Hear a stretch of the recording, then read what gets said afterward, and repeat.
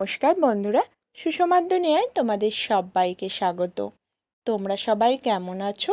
আশা করছি তোমরা সবাই খুব ভালো আছো। আজ আমি বানাবো বাঁধাকপি। আমি বলার আগে তোমরা কারা কারা চিনতে পেরেছো যে এটা বাঁধাকপি, তারা কমেন্টে জানিও কিন্তু। দেখো, আমি কিন্তু সমস্ত ফল সবজি কিন্তু ডাইসের সাহায্যেই বানাই, তো আজও বাঁধাকপিটাও ডাইস দিয়েই বানাচ্ছি। যতটুকু প্রয়োজন ততটুকু মাটি নিয়েছি বাঁধাকপি বানাতে। মাটিটা নিয়ে ডাইসের মধ্যে দিয়ে বাঁধাকপিটা বানিয়ে নিচ্ছি। তোমরা যারা আমার চ্যানেলে নতুন বন্ধু, তারা প্লিজ চ্যানেলটি সাবস্ক্রাইব করে আমার পাশে থেকো। ভিডিওর পাশে বেল আইকন রয়েছে, প্রেস করে রেখো, তাহলে যখনই আমি নতুন ভিডিও শেয়ার করব সবার প্রথমে নোটিফিকেশান তোমাদের কাছে পৌঁছে যাবে। আর আমার ভিডিও তোমাদের কেমন লাগে কমেন্টের মাধ্যমে জানাতে কিন্তু একদম ভুলো না। আমার ভিডিওগুলো যদি তোমাদের ভালো লাগে একটা লাইক অবশ্যই করো। আর খুব তাড়াতাড়ি কিন্তু আমার চ্যানেলে সমস্ত ফল সবজি রং করার ভিডিও আসতে চলেছে। দেখতে চাইলে কিন্তু চ্যানেলটি সাবস্ক্রাইব করতেই হবে।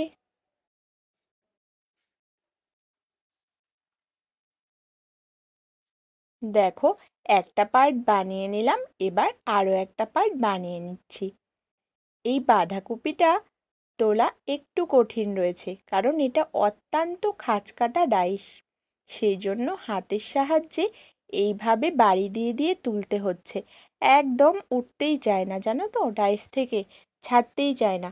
আর পাউডার দেখো অনেকটা বেশিই দিয়েছি। এই পাউডারটা দিলে না সহজে ডাইস থেকে মাটিটা ছেড়ে যায়।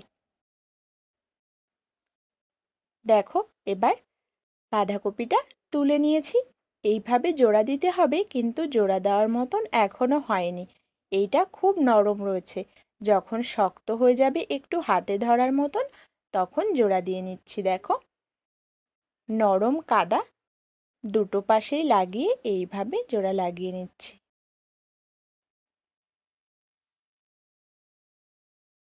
আরও একটা জোড়া লাগিয়ে তোমাদের দেখাচ্ছি। দেখো,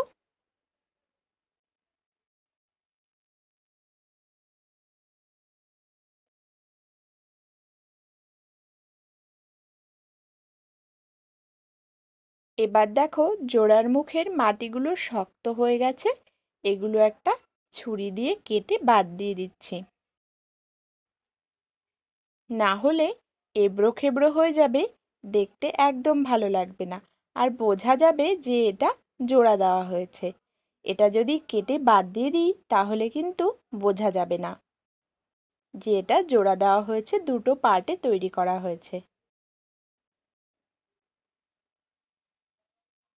দেখো, এইরকম ভাবেই বাঁধাকপিটা বানিয়ে নিলাম। খুব তাড়াতাড়ি কিন্তু এই সমস্ত ফল সবজি পোড়ানোর ভিডিও আমার চ্যানেলে আসতে চলেছে। তোমরা যারা দেখতে চাও তারা অবশ্যই চ্যানেলটি সাবস্ক্রাইব করে রেখো।